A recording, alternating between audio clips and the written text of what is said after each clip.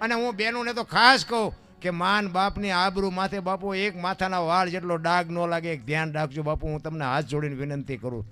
નકર આ દુનિયામાં એક પગલું તમે ખોટું ભરશો ને તો તમારા બાપ કે તમારો ભાઈ કે તમારું કુટુંબ બાપુ આ દુનિયામાં સાથી કાઢીને જીવી નહીં શકે, મરીએ નહીં શકે ને જીવીએ નહીં શકે.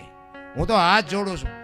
અત્યારે બાપુ જે અમુક અમુક પ્રસંગો આપણે જોઈએ છીએ ને, કોકના પ્રસંગ હોય ને બાપુ આપણી આંખમાં આહુડ આવી જાય કે હા હા હા મા બાપની માથે શું વીતી છે.